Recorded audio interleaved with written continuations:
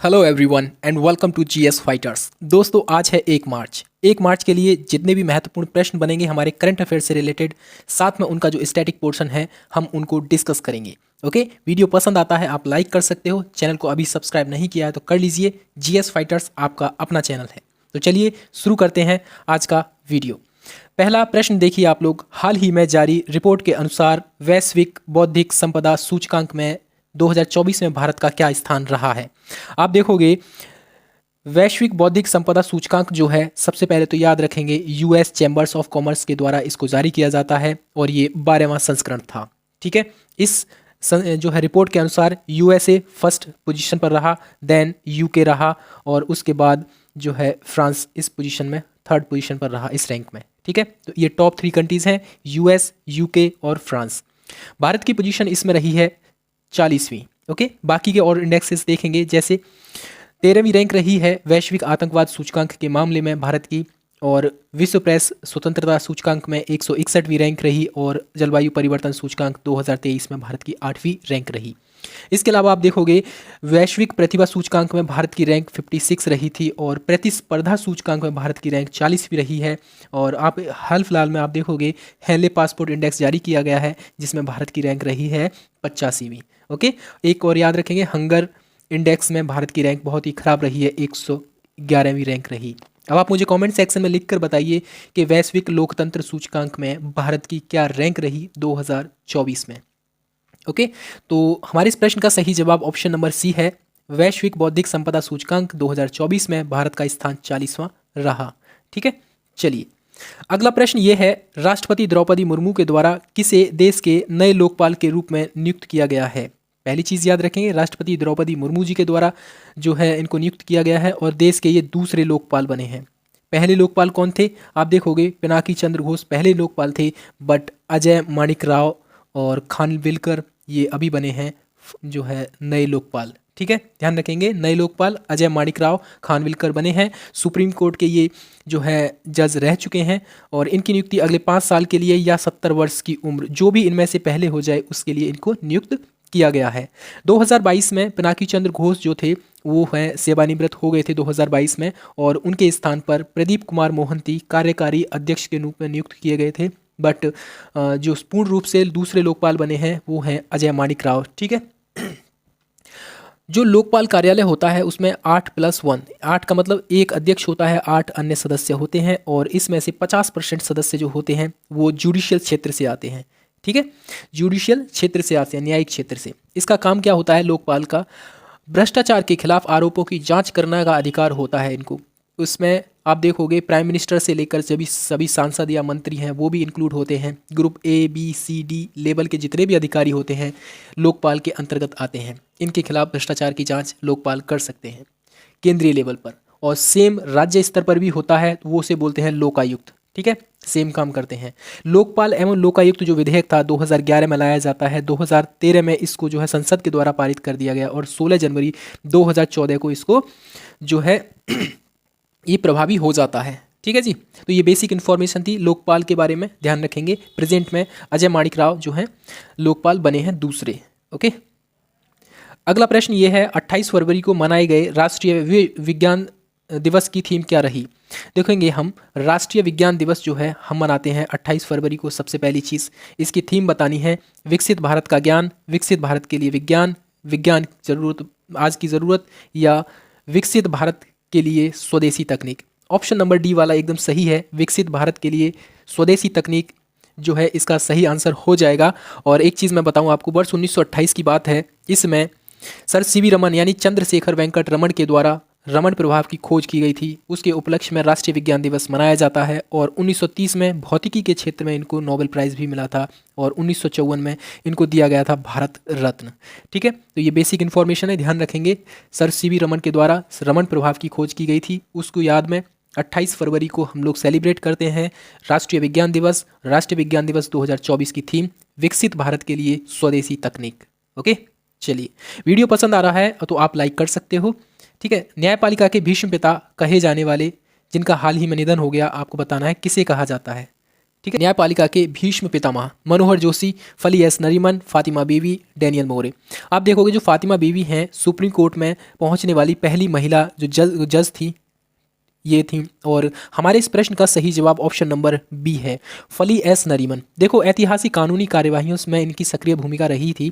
आपने एक बहुत ही फेमस केस सुना होगा, केशवानंद भारती केस 1973 का।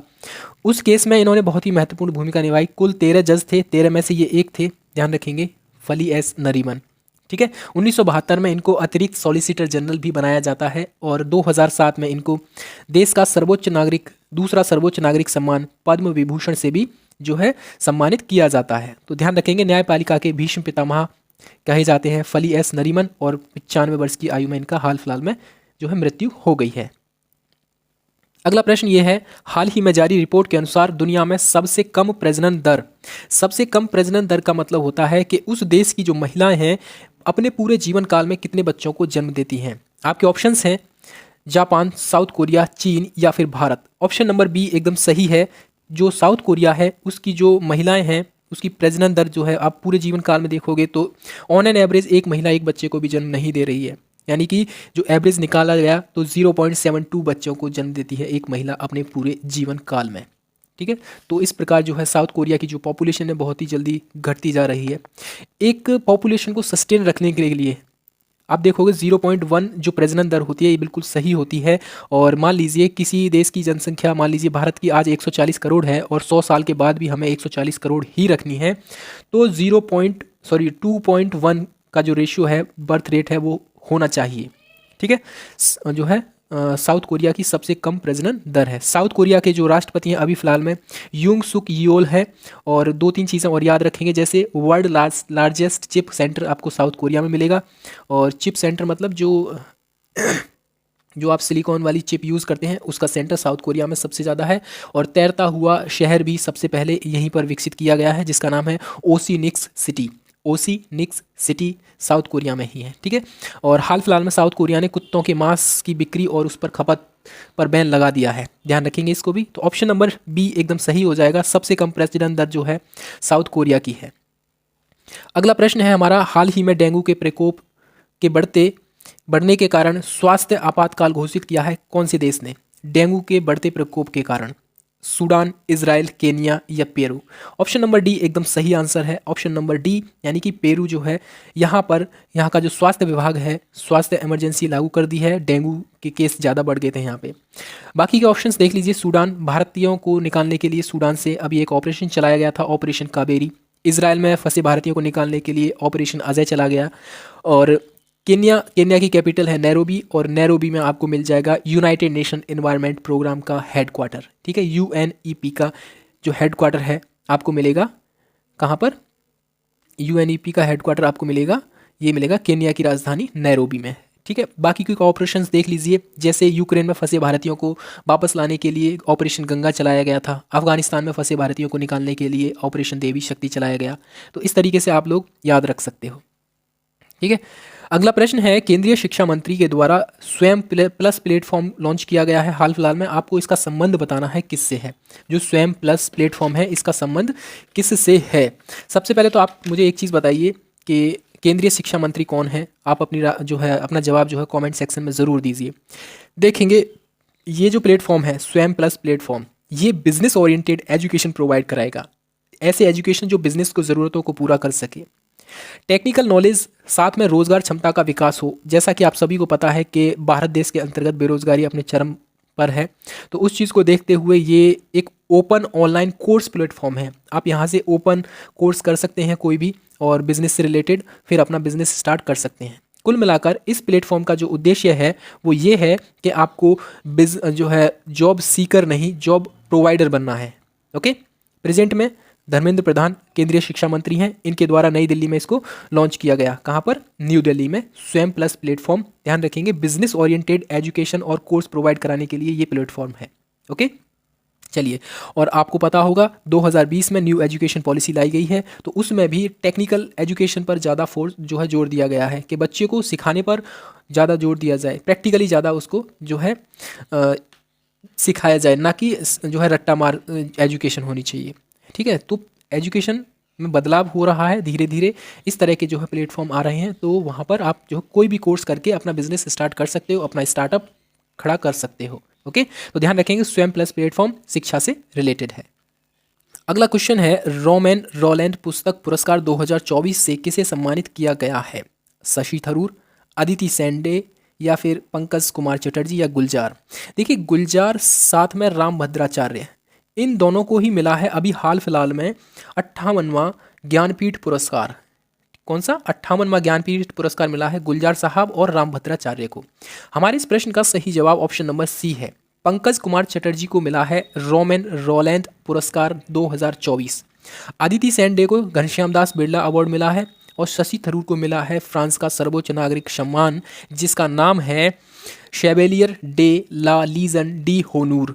एक बार मैं फिर से रिपीट कर देता हूँ, Chevalier de la Legion d'Honneur, ये फ्रांस का सर्वोच्च नागरिक सम्मान है, और शशि थरूर के द्वारा भारत और फ्रांस के बीच जो कनेक्शन है उसको मजबूत करने के लिए, रिश्तों को मजबूती प्रदान करने के लिए ये अवार्ड उनको दिया गया है।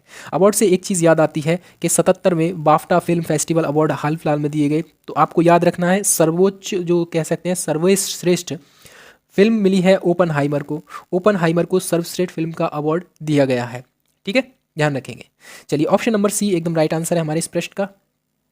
अगला सवाल है हमारा, हाल ही में किसे यूके यानी कि यूनाइटेड किंगडम के राजा के द्वारा मानद नाइटहुड की उपाधि से सम्मानित किया गया है? आप देखोगे अभी प्रेजेंट में चार्ल्स थर्ड जो हैं मिलेंगे आपको यूके के जो राजा हैं। ठीक है, और इनको नाइट की उपाधि दी गई है इनके द्वारा। किसको? शशि थरूर, भारती मित्तल, रवि कन्नन, या फिर राम भद्राचार्य। और राम भद्राचार्य अभी हमने बताया था कि राम भद्राचार्य और गुलजार साहब को दोनों को मिला है 58वां ज्ञानपीठ पुरस्कार। रवि कन्नन को रेमन मैग्सेसे पुरस्कार मिला है, और शशि थरूर साहब को मिला है फ्रांस का सर्वोच्च नागरिक सम्मान Chevalier de la Legion d'Honneur के नाम से उसको जाना जाता है। और ऑप्शन नंबर बी एकदम सही आंसर हो जाएगा हमारे इस सवाल का। नाइटहुड की उपाधि से सम्मानित किया गया है भारतीय मित्तल को। और एक चीज़ याद रखेंगे, वर्ष 1915 में ये जो अवार्ड है मिला था रविंद्रनाथ टैगोर को। रविंद्रनाथ टैगोर को ये अवार्ड मिला था, है ना। और लेकिन 13 अप्रैल 1919 को आपको पता होगा कि जलियांवाला हत्याकांड हो गया था, तो उसके विरोध में इन्होंने अपना जो अवार्ड था, ये जो उपाधि थी लौटा दी थी, नाइटहुड की उपाधि। साथ में गांधी जी के द्वारा भी सर की उपाधि जो है लौटाई गई थी जलियांवाला हत्याकांड के विरोध में। तो ध्यान रखेंगे, पहले भारतीय अगर पूछा जाए तो रविंद्रनाथ टैगोर थे, बट यहाँ पर आप देखोगे अभी हाल फिलहाल में भारतीय मित्तल को भी ये अवार्ड दिया गया है। ठीक है, तो ऑप्शन नंबर बी एकदम सही है। नाइटहुड की उपाधि से किसे सम्मानित किया गया है? भारतीय मित्तल को। चलिए, तो ये थे हमारे करंट अफेयर्स के प्रश्न 1 मार्च 2024 के लिए, जितने भी महत्वपूर्ण प्रश्न थे। और आपको मैं बता दूं, आप चाहे किसी भी सिंगल डे एग्जाम की तैयारी कर रहे सही, जहां पर करंट अफेयर्स आपके सिलेबस का हिस्सा है, तो ये डेली की करंट अफेयर्स आपके लिए बहुत ज़्यादा महत्वपूर्ण रहेगी। ठीक है, अगर आपने चैनल को सब्सक्राइब नहीं किया है तो कर लीजिए, और बेल आइकन को ज़रूर दबाइए ताकि आने वाले वीडियोज़ की नोटिफिकेशन आपको टाइम पर मिल सके। तो चलिए, मिलते हैं कल एक और नई वीडियो के साथ। तब तक के लिए अपना और अपनों का ख्याल रखिए। जय हिंद, जय भारत।